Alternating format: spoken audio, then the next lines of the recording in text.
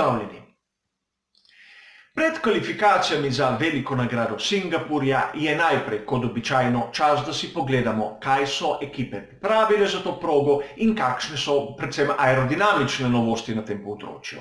Seveda gre za totalno različno progo od tistega, kar smo videli tako v Monzi kot v Spaju, zato so tej aerodinamični prednji in zadnji profili bolj podobni tistim, ki smo jih videli na primer v Monaku.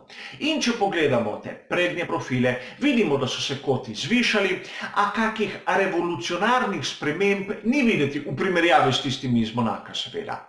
Podobno na zadnjem aerodinamičnem profilu, kjer so se res koti zvišali. Te profili so tisti, ki so oni z več oprijema aerodinamičnega. Zanimivo je to, kar smo videli pri Scuderii Toro Rosso oziroma tudi pri Red Bullu, bolj konkavno obliko tega glavnega profila.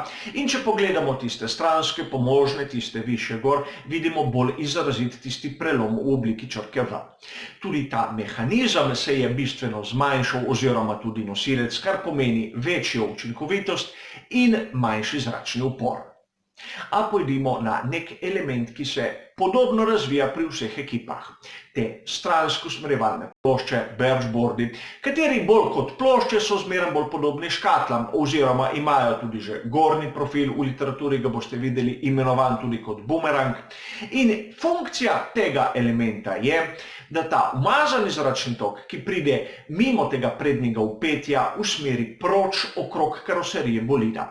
Tisti čisti gre po eni strani gor v tisto stransko hladilno režo, nato pa ob boku karoserije in nad tem ravnim dnom.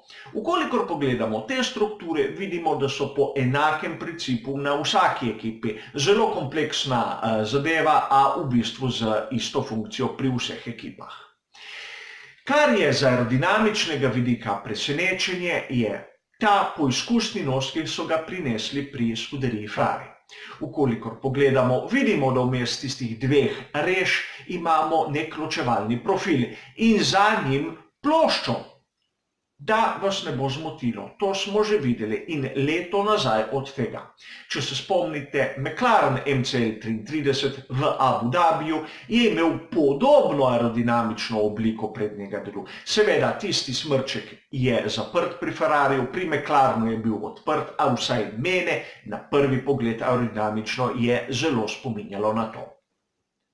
Kot zanimivost in za boljše razumevanje pa na koncu poglejmo še malce bolid ekipe Renault RS19, kajti imel sem priložnost dobiti fotografije difuzorja, ko je bil bolid na vozičku, to se pravi dvignjen od tal. Poglejte tiste robove generatorja vrtincev, kateri služijo, da zatesnijo to razdaljo med difuzorjem samim in asfaltom, posebej na Renaultu, kateri je bolid, kot smo že povedal v prejšnjih prispevkih, z najvišjim kotom tega dna bolida nad asfaltom. Zelo zanimiv posnetek, ki nam kaže bolj od blizu ta element in ga lahko bolje razumemo. Sedaj pa pojdimo raje k tistemu, kar smo videli na prostih treningih, kar smo lahko razbrali iz prostih treningov. Rezultati prvega prostega treninga niso relevantni, posebej zaradi temperature in bom rekel, tudi dogodki, ki so se tam zgodili, ne vplivajo bistveno na tisto razmerje moči. Res, Valtteri Bottas je naredil napako, šel v zid, a nič takega.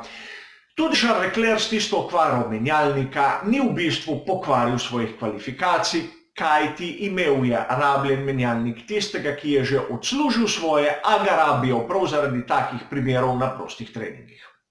Zanimivo je bilo predvsem to na prvem prostem treningu, da so pri Mercedesu rabili tisto hard pneumatiko, kar sem povedal, da imajo možnost jo rabiti. Nekako so preizkušali tisto B varianto, ki jo imajo verjetno v strategiji.